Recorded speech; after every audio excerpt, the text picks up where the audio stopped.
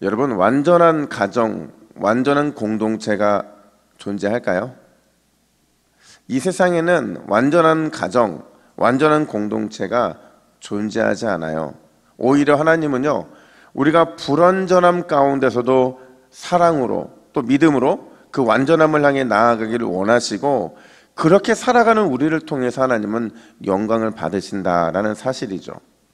제가 지난주 딱 요 수요일날 말씀을 드렸는데, 여러분, 이삭의 가정에는요 아주 불안한 한 가지 요소가 하나 있었어요. 가장 불안한 요소, 그게 뭐냐면 바로 치우친 사랑이었죠. 이걸 한 단어로 뭐라고 해요? 편애해야 한다고 말씀을 드렸어요. 그 편애의 문제가요, 이 가정을 완전히 깨어버리게 만드는데, 장자권을 뺏고 빼앗기는 이 문제까지 나아가게 만들었고, 이 편애의 문제가 결국 야곱뿐만 아니라 에서까지 온 가족과 생이별하게 만들게 되었다라는 거예요.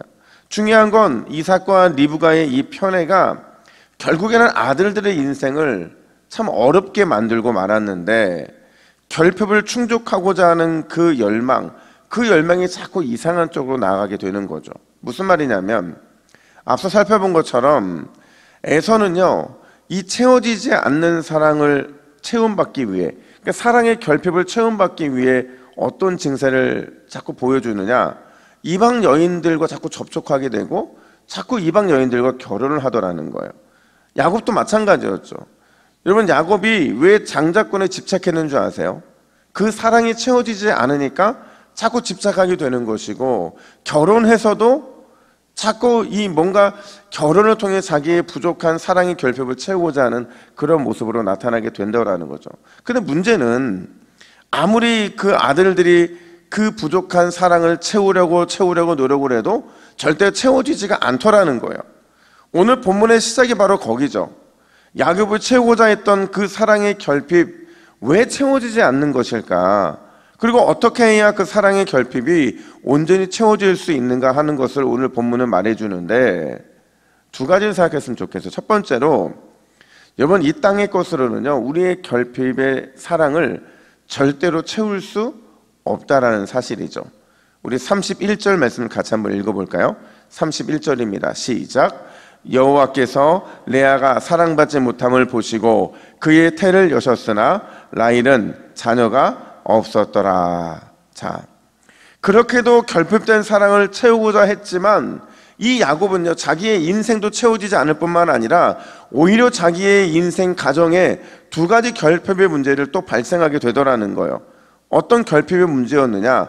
한쪽은 사랑받지 못함으로 나타나게 되고, 또 한쪽은 불임, 요즘 젊은 사람들의 표현으로는 난임이라는 것으로 나타나게 되었다라는 거죠. 여러분, 사랑받지 못함의 중심에는 누가 있었을까요? 야곱의 두 아내 중에서 첫째 아내였던 레아가 있었죠. 여기서 사랑받지 못했다라는 표현을 더 정확하게 표현하면 미움을 받았다라는 거예요. 당연히 그랬겠죠. 여러분, 야곱은요 어제 본문에서 사기 결혼을 당했어요.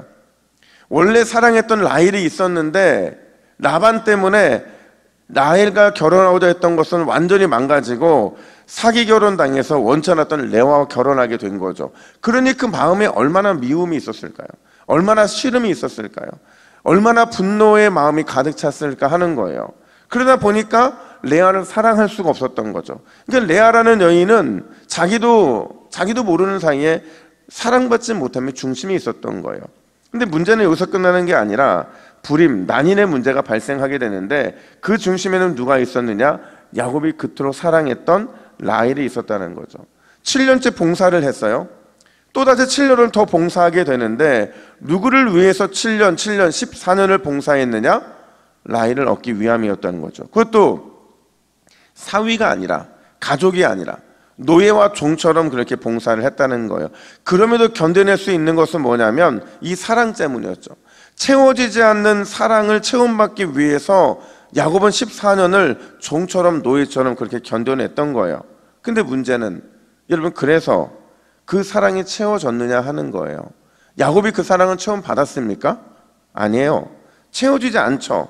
오히려 아기를 갖지 못하는 이 가정의 문제가 발생해서 더 큰 사랑의 딜레마에 빠질 수 없었던 게 이 야곱의 인생의 문제였다는 거예요. 여러분, 야곱이 마주하고 있는 이 결핍의 문제는요, 결국 오늘 이 새벽에 우리에게 뭘 말해주고 있느냐, 이 세상의 그 무엇으로도 우리의 결핍의 문제를 해결할 수 없더라는 거죠. 아무리 돈이 많아도, 아무리 인생이 성공하고 웰빙을 위해 살아가더라도 이 결핍의 문제는 해결할 수 없을 뿐만 아니라 사람의 사랑으로도 이 결핍을 채우지 못한다는 거예요. 채워지지 않는다는 사실이죠.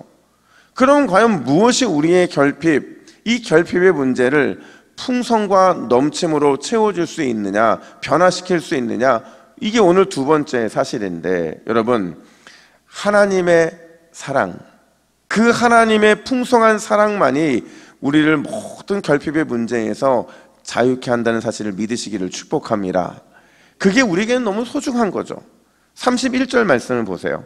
31절 화면 보시고 우리 함께 읽습니다. 시작.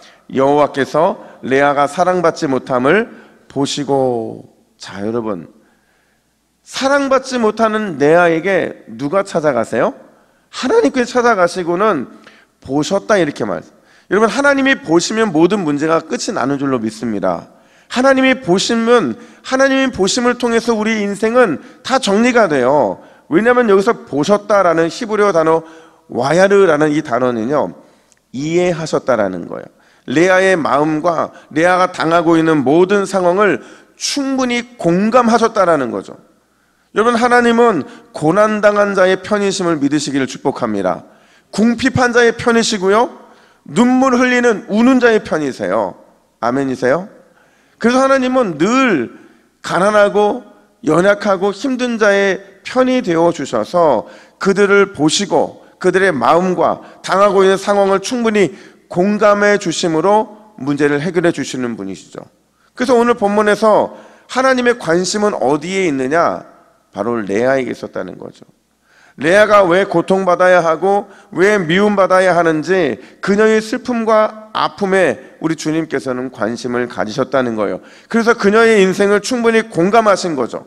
근데 놀라운 건요, 여러분, 공감해서 끝나는 것이 아니라 실제적으로 그녀의 인생에 하나님이 직접 개입을 하시더라는 거예요. 어떻게 개입하시느냐? 31절 중반절 보니까 그의 태를 어떻게 하셨대요? 예, 여셨다. 태의 문을 여시고 그 손이 귀한 가정에서 4명의 아들을 연달아 주시는데 누구예요? 르우벤, 시므온, 레위, 유다를 연달아 주시더라는 거죠. 자, 그럼 여러분, 레아가 이걸 알았을까요? 몰랐을까요? 하나님께서 사랑받지 못하는 나를 공감해 주시고 그 안에 결핍된 사랑의 문제를 풀어주셨다는 사실을 알았을까요? 몰랐을까요? 알았어요. 그래서 아들을 낳을 때마다 뭐라고 고백하냐면, 우리 화면을 보시고 32절 말씀, 이거 하나에 딱 모았으면 좋았을 텐데 32절 같이 읽습니다. 시작. 여호와께서 나의 괴로움을 돌아보셨으니 이제는 내 남편이 나를 사랑하리로다. 33절입니다. 여호와께서 내가 사랑받지 못함을 들으셨으므로 내게 이 아들도 주셨다 하고. 34절입니다. 내가 그에게 새 아들을 낳았으니 내 남편이 지금부터 나와 연합하리로다 하고. 35절 시작. 이르되 내가 이제는 여호와를 찬송하리로다 하고. 할렐루야. 아들을 낳을 때마다 그 아들의 이름을 짓게 되는데 그 이름을 지을 때마다 믿음으로 반응하더라는 거예요. 무슨 말이냐면 레아도 드디어 안 거죠. 이 땅의 결핍은 결국 하나님이 채워주셔야만 하는구나. 내 남편도 채워줄 수 없고 그 어떤 것도 채워줄 수 없고 하나님이 사랑으로 채워주셔야, 그분의 관심과 돌보심으로 내 안에 사랑이 가득해야 우리가 결국에는 풍성함을 누리는구나. 이거를 이 출산의 과정을 통해 깨닫게 된 거예요. 사랑하는 여러분, 우리 인생의 결핍의 모든 문제는 결국 하나님의 사랑, 하나님의 관심과 돌보심 가운데 체험이 받게 되는 줄로 믿으시기를 축복합니다. 그분이 채워주셔야 진짜고요, 그분이 돌봐주시고 그분이 관심을 가져주셔야 진정한 넘침과 풍성함을 우리가 경험할 수 있는 거예요. 제가 설교를 준비하다가 예전에 제가 개척교회를 섬길 때에 어떤 권사님이 한 분이 계셨는데 그분이 신통한 게 있었어요. 어떤 신통한 게 있냐면 가끔 뭐 교제를 할 때든지 아니면 이렇게 식사를 같이 할 때든지 가끔 이렇게 뭐라고 해요? 이렇게 쳐다보시면 지그시 쳐다보시면서 쓱 웃을 때가 있는 거예요. 근데 자꾸 제 눈에 그게 목격이 되는 거예요. 제가 20대 한 중반 정도 됐었는데 그 권사님이 계속 이렇게 보다가 지그시 웃으시고 또 이번엔 대상이 또 바뀌어요. 어느 날은 이렇게 지그시 웃으시는 것을 제가 물어봤어요.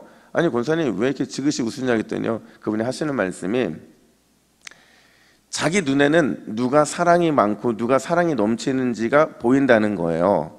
그래서 그게 어떻게 보이냐 그랬더니 지금 그분 말이에요. 저 인간이 무슨 말 하나 보고 있으면 사랑이 넘치는지 사랑이 넘치지 않는지를 보인다는 거예요. 그래서 사랑이 넘치지 않는 것들을 보면서 지그시 웃으신 거죠. 그러면서 너는 오늘 내 기독가입니다 이게 생각하셨다는 거예요. 그래서 어떤 사람이 사랑이 없는 사람이냐 물어봤더니 사랑이 없으면, 사랑이 채워지지 않으면 늘 불평한대요. 늘 원망한대요. 그럼 늘 자꾸 부정적인 얘기 한다는 거예요. 근데 유독 그런 말을 가장 많이 하는 장소가 어딜까요? 교회인 거예요, 교회. 그러니까 그 말은 바꿔 말하면 나 사랑으로 채움받고 싶어요 라는 말을 그렇게 표현하고 있는 거죠. 그걸 이 권사님은 너무 기가 막히게 체크를 하시고 그날은 그 분을 위해서만 기도를 하는 거예요. 그러니까 개척교회니까 얼마나 다양하고 얼마나 힘든 인생들이 많이 모였었겠어요. 그러면서 그 교회가 이렇게 서가는 걸 보면서 누군가는 하나님의 사랑을 위해서 기도해 주는 사람이 있고, 누군가는 내가 내 안에 사랑과 하나님의 관심과 돌보심이 부족한데 그걸 깨닫지 못하고 그렇게 살아가는 사람도 있구나라는 사실을 제가 그때 깨닫게 됐거든요. 여러분, 무슨 말을 하고 사십니까? 어떤 생각에 사로잡혀 사십니까? 여러분의 생각은 내 안에 하나님의 사랑이 풍성한지 그분의 돌보심과 관심이 가득한지를 보여주는 증거가 되는 거예요. 오늘도 여러분 이 기도의 자리에서 마음껏 하나님의 사랑과 은혜를 경험하시고 오늘도 하나님의 그 놀라우신 은혜 안에서 결핍의 문제를 해결받으시기를 주님의 이름으로 축복합니다. 우리 화면을 보시고 같이 기도의 제목을 같이 했습니다. 시작. 주여, 세상에서 인생 문제의 다시 시작. 주여, 세상에서 인생 결핍의 문제를 해결하려 했음을 회개합니다. 하나님의 사랑만이 내 인생의 결핍을 해결할 수 있음을 믿고 구하게 하옵소서. 아멘. 이렇게 기도하겠습니다. 하나님 아버지, 우리 인생에 있는 수많은 결핍의 문제는 결국 하나님의 사랑 안에서 끝이 나는 줄로 믿습니다. 우리가 세상에서 그 사랑 체험받으려고 아둥바둥 살지 않도록 도와주시고 날마다 우리의 생각과 마음을 주장하사 하나님의 사랑으로 내 인생의 결핍을 해결하여 날마다 기쁨이 충만한 우리 새벽 기도자들의 삶이 될 수 있도록 인도하여 주시옵소서. 감사드리며 예수님의 이름으로 기도하옵나이다. 아멘.